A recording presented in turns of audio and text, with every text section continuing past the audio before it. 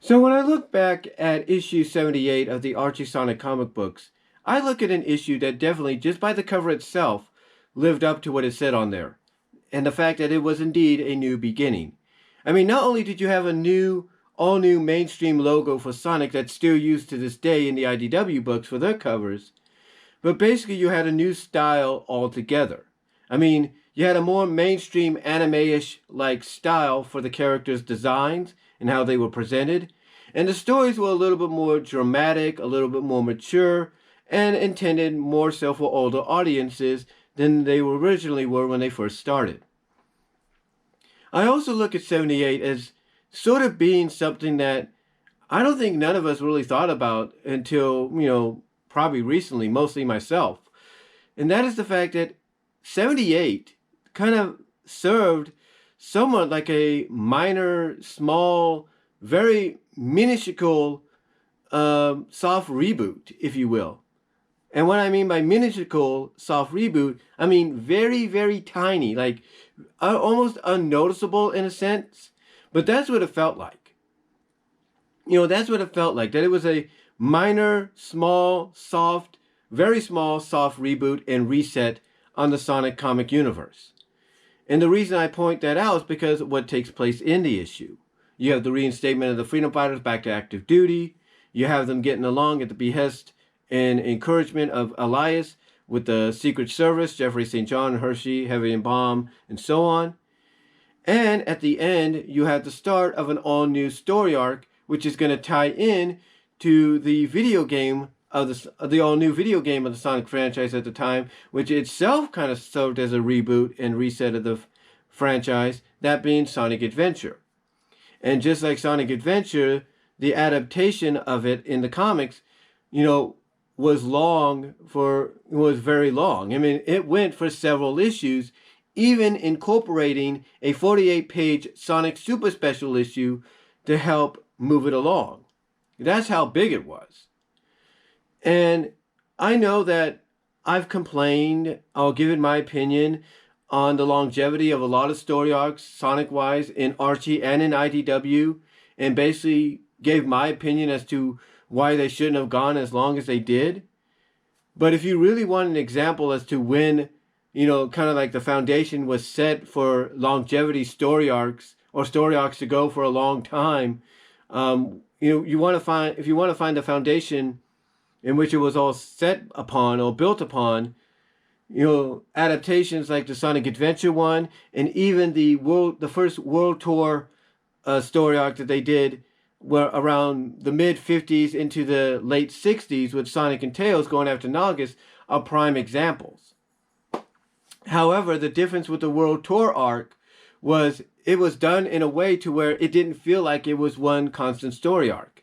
The only thing that connected them was the fact that you kept seeing this mysterious figure activating these satellites, and by activating these satellites in space, it would cause some kind of natural disaster to occur.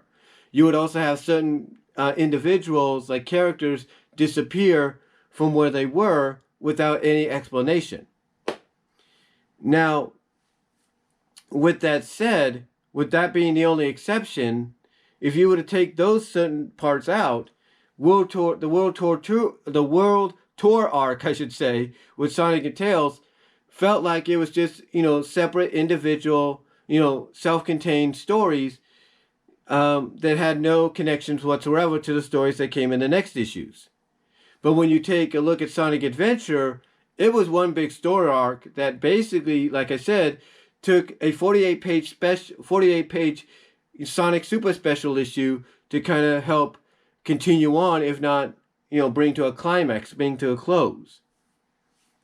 That's how long it was. And again, this is years, and I mean years before we went down that road with Iron Dominion. We went down that road with the Mecha Sally Death Egg Mark II arc. We went down that road with the Sonic Unleashed Shadow World Crisis Panic in the Sky arc. And if not recently gone down that road with the IDW Sonic's Metal Virus arc. This is way before that. But again, if you want a good example of a foundation being laid for those kind of story arcs to become a reality, then the Sonic Adventure adaptation is the place to start. Especially with issue 80 if not issue 79, which kind of set the table for Amy's involvement from a comic book continuity standpoint, later on afterwards.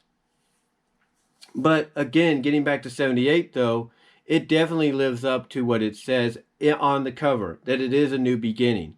Because it's basically a very small, minuscule, easy for me to say, minuscule, soft reboot and reset for the comic.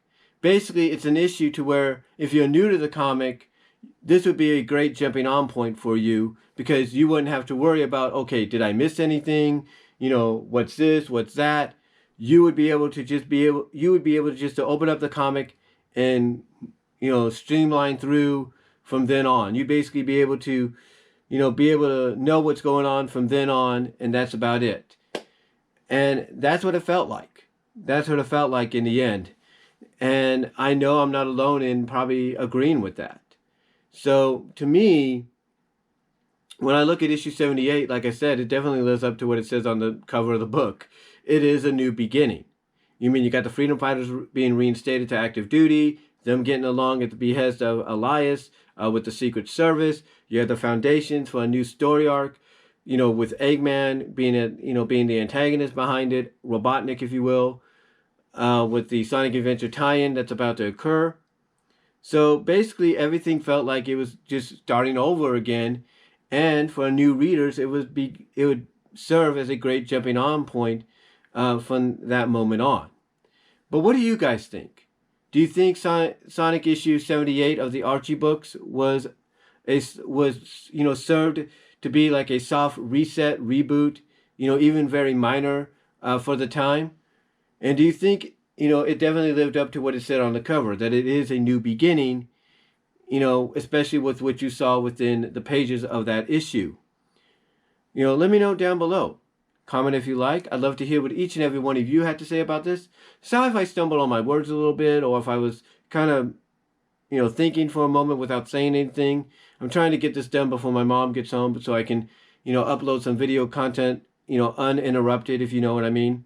But again, let me know what you guys' thoughts are on the whole situation. Do you think it served its purpose, and lived up to what it said on the cover? What are your thoughts? Comment down below. I'd like to hear what you have to say on it. Stay safe, God bless, and take care.